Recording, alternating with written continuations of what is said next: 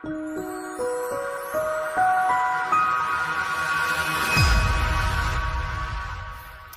everybody, my name is Carlos Salgado, Executive Marketing Director with Difference Financial and Insurance Services. And I'm super excited to share this important information with you in hopes that it will lead you to want to come and learn more. Now, keep in mind, this is a very general overview, but it really encompasses the big picture of what we're here to do. So we call this the napkin presentation. So we're going to go ahead and draw a T here on the board. And we're going to split up in two categories. On the left side, we'll start with here is the 98%. And currently, 98% of Americans make under $250,000 per year. And for most people, generally speaking, most people still use traditional methods of saving money, which are the banking system, commercial banks. And in banks, you typically have these types of accounts. You have checking accounts, which as far as interest earned pay you nothing. Savings accounts, which the national average is about 0.2%. Money market accounts, which pay you about an average of 1%.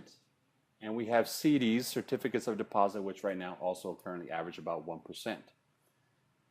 Now, one thing that affects all this is the current cost of living, which is what we call inflation, that has been growing steadily at an average interest rate of about 3%. So why banking or saving money has become an obsolete idea?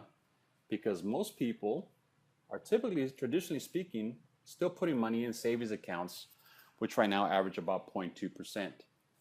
So if the cost of living is 3%, but your money is growing at 0.2%, your money is actually being devalued of about negative 2.8%. That is what is happening right now in all over the world, especially in our country. Because of a lack of financial education, most people don't understand what it is to, number one, do with their money or even put their money. Now, let's focus on the right side now, which is you have the top 2% that make $250,000 or more per year, which are typically catered to by not commercial banks, but investment banks. Investment banks, commonly referred to as broker-dealers. Here's some of the popular names. You have Merrill Lynch, Morgan Stanley, Charles Schwab, Edward Jones. Oh, there's so many more. And what these companies do is they help you devise strategies, portfolios of investments that are tied to the stock market, in stocks, bonds, mutual funds. Most people commonly put money in an index known as the S&P 500 index, which is one of the most stable indexes in our stock market. And since inception in 1928, the S&P 500 has averaged about 10%.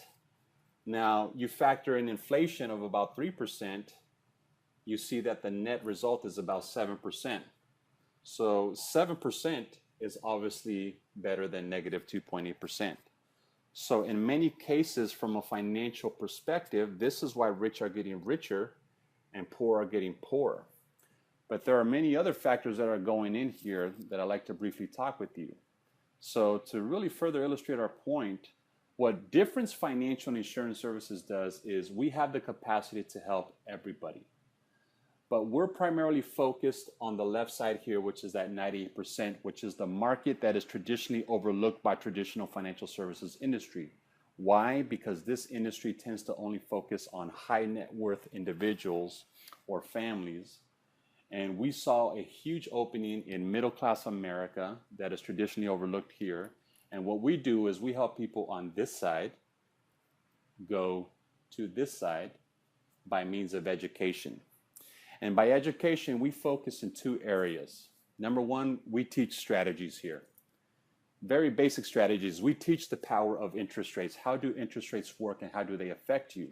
Number two is we teach taxes.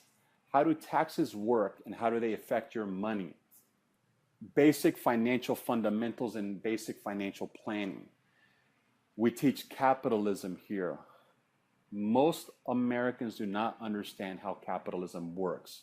So we want to teach the power of the free enterprise system and why it's important that you must know it in order to get where you want to be financially.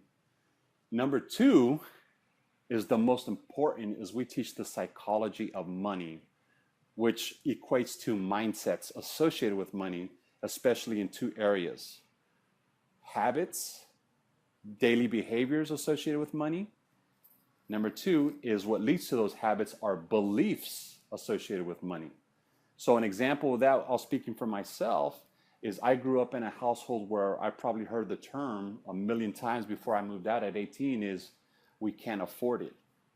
So by naturally repeating this over and over to myself, I processed it as a truth, and my reality was I couldn't afford much, which led to really bad habits associated with money. So we want to look at helping people shift their psychology in order to develop more positive habits and beliefs with money. So this is in essence what Difference Financial and Insurance Services does. So if you got value from this video, go ahead and click on the link at the bottom of this webpage and fill out our brief questionnaire, and we will get back in touch with you as soon as possible. Please feel free to share this with anybody else, and hope to meet you soon. Thank you.